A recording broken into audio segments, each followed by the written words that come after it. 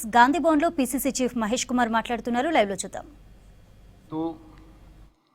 ఒక రోజు కూడా ప్రజల గురించి ఆలోచించని మాజీ ముఖ్యమంత్రి కేసీఆర్ గారు మాట్లాడిన తీరుని,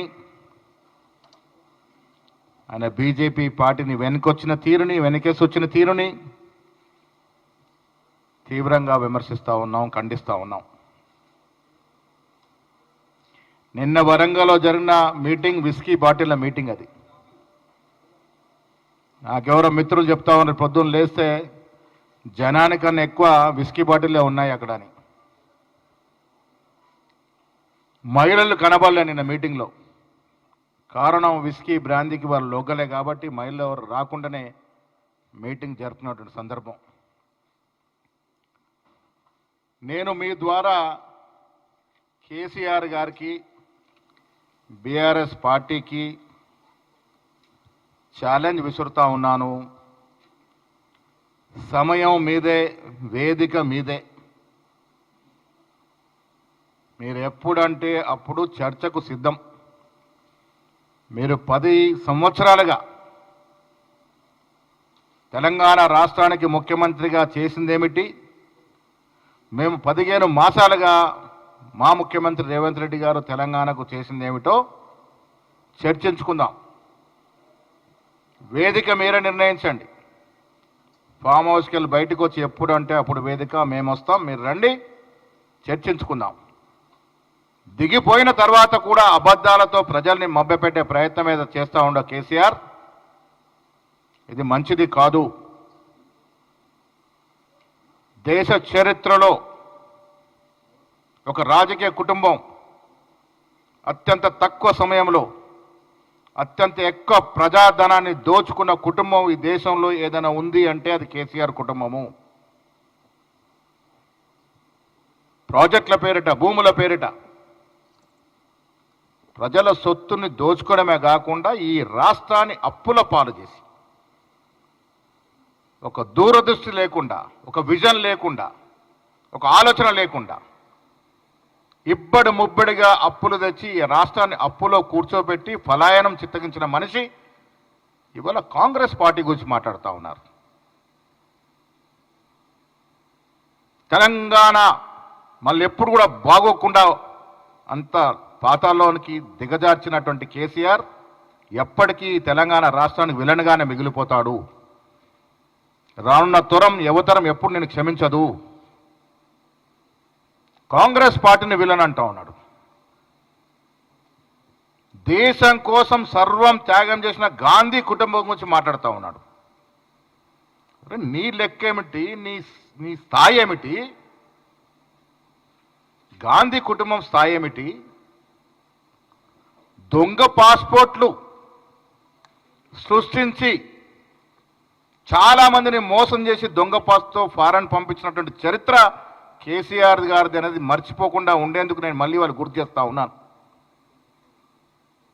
ఆనాడు కాంగ్రెస్ హయాంలో దొంగ పాస్పోర్ట్ సృష్టించి మ్యాన్ పవర్ బిజినెస్ చేసిన కేసీఆర్ ఇవాళ కాంగ్రెస్ వల్లే కదా తెలంగాణ వస్తే నువ్వు ముఖ్యమంత్రి అయినావు.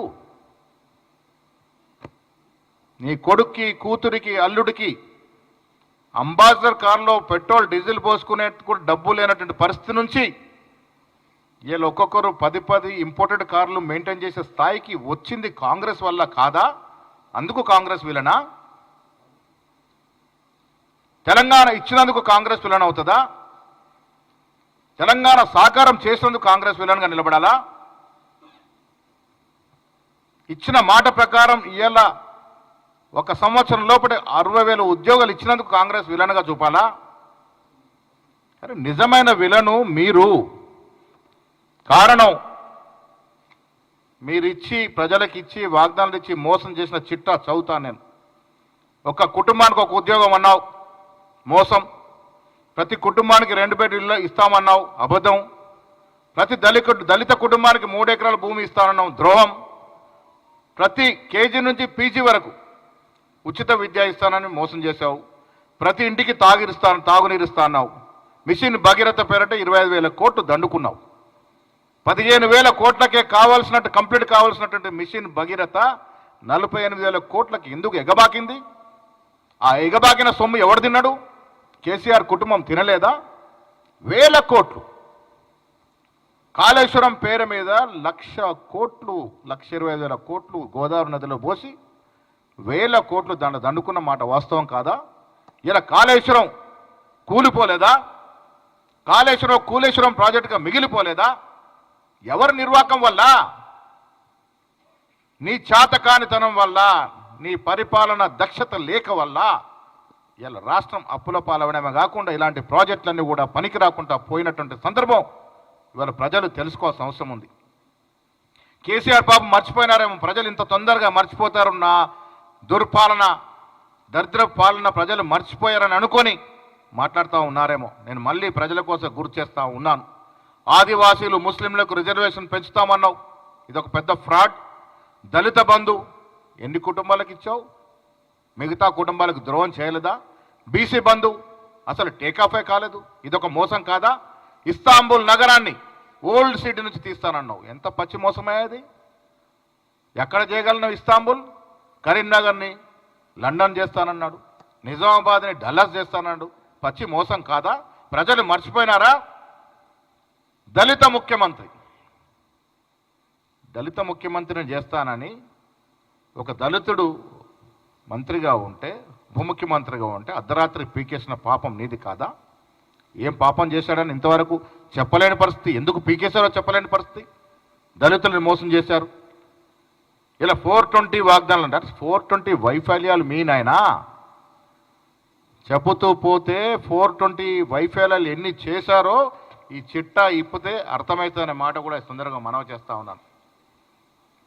ఇవాళ మేం చెప్పేది కాదు, నేషనల్ డ్యామ్ సేఫ్టీ అథారిటీ వాళ్ళు చెప్తా ఉన్నారు. కాళేశ్వరం ప్రాజెక్ట్ అనేది ఒక ఫ్రాడ్ ప్రాజెక్టు, పూర్తిగా విఫలమైన ప్రాజెక్టు, కేవలం డబ్బుల కోసం, కమిషన్ల కోసం ఈ ప్రాజెక్టు కట్టారు అని వాళ్ళు అధికారికంగా చెబుతున్నటువంటి సందర్భం. ఇది మోసం కాదా? ఇది నీ కుటుంబం కోసం ఉపయోగపడలేదా? ఒక ఎకరాకి నీరు రావాలంటే 60,000 కోట్ల కరెంటు బిల్లు అవుతే ఎవడబ్బ సొమ్ము అమ్మి కడతారు? అది ఈ ఆలోచన లేకుండా ఎందుకు కట్టారు? మీ కుటుంబం బాగు కోసం కాదా? ఇవాళ రకరకాలుగా రాష్ట్ర ప్రజల్ని, ముఖ్యంగా బీసీల్ని, దళితుల్ని రకరకాలుగా మోసం చేసినటువంటి చరిత్ర కేసీఆర్ది, కేసీఆర్ కుటుంబాంది. తెలంగాణ ఎవరు పోరాడితే వచ్చింది? ఉద్యమకారులు ఎంతమంది అసలు భాష తెలంగాణ వచ్చింది? ఎంతమంది అమరవీరుల కుటుంబాలు మీరు ఆదుకున్నారు? ఒక్కొడికను ఉద్యోగం ఇచ్చినారా? ప్రభుత్వం రాగానే మీకు ముఖ్యమంత్రి పదవి, మీ కొడుకు మంత్రి పదవి, మీ కూతురికి ఎంపీ పదవి, మీ మేనల్లుడికి మంత్రి పదవి, మీ తోలడు కొడుకు ఎంపీ పదవి, మీ కూతురు ఎంపీ ఓడిపోతే ఎమ్మెల్సీ పదవి, ఇవి ఇవ్వచ్చు. కానీ తెలంగాణ కోసం ప్రాణాలు ఇచ్చినట్టు కుటుంబాలు ఎవరికి కూడా ఉద్యోగం, ఒక మంత్రి పదవి, ఒక ఎమ్మెల్యే పదవి, ఒక ఎమ్మెల్సీ పదవి ఇచ్చిన పాపన పోయినావా? గజ్జ కట్టిన గద్దర్ని ఏ రకంగా అవమానించినావు? అలాంటి కళాకారులు ఎంతమంది అవమానించినావు? తెలంగాణ జాతీయ గీత పాడినటువంటి మహాకవిని ఏ రకంగా అవమానించినావు? ఆ తప్పులు మేము సరిదిద్దాం. ఇలా గద్దర్ పేరిట అవార్డు ఇస్తా ఉన్నాం. మహాకవి రాసిన పాటని తెలంగాణ రాష్ట్ర గేయంగా చెప్పగలిగినాం. మీకు మాకు పొంతనెక్కడయ్యా? తెలంగాణని అన్ని రకాలుగా నాశనం పట్టించి ఇవాళ తెలంగాణ గురించి మాట్లాడుతూ ఉన్నాడు. టీఆర్ఎస్ పార్టీని బీఆర్ఎస్గా మాట్లాడు. తెలంగాణ పదాన్ని తీసేసినటువంటి గనుడు ఇలా జన్మభూమి గుర్తొచ్చిందట ఆయనకి. జన్మభూమి మీద ప్రేమ ఉన్నాడు, తెలంగాణ రాష్ట్ర సమితిని పీకేసి ఎవరన్నా భారత రాష్ట్ర సమితి పెట్టుకుంటాడా? ఇలా జన్మభూమి ఎట్లా గుర్తొచ్చింది? మీలాంటి మిత్రులు ఫోన్లో కూడా మాట్లాడుకున్న స్వేచ్ఛ లేదు ఆ రోజు. మా ఫోన్లోని ట్యాపింగ్లో ఉన్నాయి. ట్యాపింగ్ మహాగణుడు ప్రభాకర్ రావు అమెరికాలో ఉంటే దాని గురించి మాట్లాడలే. వరంగల్లో చేసిన మోసాల గురించి ఎక్కడ మాట్లాడలే. ఎన్ని మోసాలు చేశారో చెప్పలే. జనం ముందుకొచ్చి కళ్ళబుబురి కబుర్లు చెప్పినాడు. 2 BHK 2 బెడ్రూమ్ల స్కీమ్ ఎంత గరానా మోసమో తెలంగాణ ప్రజలకు తెలియదా? ఎన్ని బెడ్రూమ్లు కట్టించినావు నువ్వు? ఇలా కళ మేము సాకారం చేస్తూ ఉన్నాం. ఇందిరమ్మ ఇల్లు మొదటి సంవత్సరంలో 4.5 లక్షల ఇల్లు ఇస్తూ ఉన్నాం. ఇది మా ఘనత. నీ మోసాన్ని, మీరు ప్రజలకు ఇచ్చిన వాగ్దానాన్ని మోసం చేస్తే మేము దాన్ని ఇలా పూరిస్తున్నటువంటి సందర్భం. 10 సంవత్సరాల రుణం ఇచ్చిన రుణమాఫీ ఎంత? 1,00,000 చొప్పున 30,000 కోట్లు దాటలే. రా చర్చకు సిద్ధం. మేము 15 మాసాల్లో ఎంత రుణమాఫీ చేశామో, 15 మాసాల్లో 21,000 కోట్లు ఇస్తే నువ్వు 10 సంవత్సరాల్లో 30,000 కోట్లు దాటలేని రుణమాఫీ. నువ్వు ఇలా రుణమాఫీ గురించి మాట్లాడుతూ ఉన్నావు. తెలంగాణ వచ్చింది నియామక కోసం. ఎన్ని నియామకాలు చేశారు మీరు? సోయి లేదా? అప్పుడు ఉద్యోగాలు ఇవ్వాలి, ఉద్యోగాల కోసం తెలంగాణ తెచ్చుకున్న సోయి ఎందుకు లేకుండా పోయింది? కుర్చీ ఎక్కగానే ఈ వర్గాలన్నీ మర్చిపోయిన మాట సందర్భం వాస్తవం కాదా? కుర్చీ ఎక్కే ముందు నువ్వు మాట్లాడిన మాటలు ఎన్ని? దళితుల గురించి మాట్లాడినావు, బీసీల గురించి మాట్లాడినావు, లంబాల గురించి మాట్లాడినావు, ముస్లిం గురించి మాట్లాడినావు. కుర్చీ ఎక్కినాక ఎప్పుడైనా వాటి గురించి ఆలోచించినవా? ఇది దగా కాదా? మోసం కాదా? నువ్వు రాష్ట్ర ప్రజలకి మోసం చేసి ఇలా కాంగ్రెస్ పార్టీ గురించి మాట్లాడుతూ ఉన్నావు. ఒక్క మహిళల మీటింగ్కి రాలే. కారణం ఏంటి? సంతోషంగా ఉన్నారు కాంగ్రెస్ పార్టీతో. ఉచిత బస్సుని హవేళన చేస్తూ మాట్లాడినాడు. ఇలా ప్రజలు మహిళలు బస్సును వాడుకుంటా ఉన్నారు. ఓ బహత్తర స్కీమ్ లాగా ముందుకు పోతా ఉంది. 500 రూపాయలు సిలిండర్ మీద సబ్సిడీ ఇస్తూ ఉన్నాం. అవి తీసుకున్న మహిళ ఎవ్వరు కూడా నీ మీటింగ్కు రాలే. నీ మీటింగ్ వచ్చింది ఎవరయ్యా అంటే విస్కీ బ్రాండ్లకు ఆశపడి వచ్చినటువంటి జనాన్ని ఉద్దేశించి నువ్వు మాట్లాడతావు. నీ తప్పులు కప్పించుకొని లేని మాటలని వాస్తవాలని మాట్లాడి మమ్మల్ని ప్రజల్ని మభ్యపెట్టే ప్రయత్నం చేశావు. నీ హయాంలో విద్య వైద్యం అడుగంటిపోయినటువంటి వాస్తవం కాదా? కొన్ని ప్రైవేట్ ఆసుపత్రులకి నువ్వు వెసులుబాటిచ్చి వాళ్ళు పెరిగే విధంగా దోహదపడినటువంటి మాట వాస్తవం కాదా? కోవిడ్ సమయంలో హాస్పిటల్ దోచుకున్న తీరు తెలంగాణ ప్రజలు మర్చిపోలే.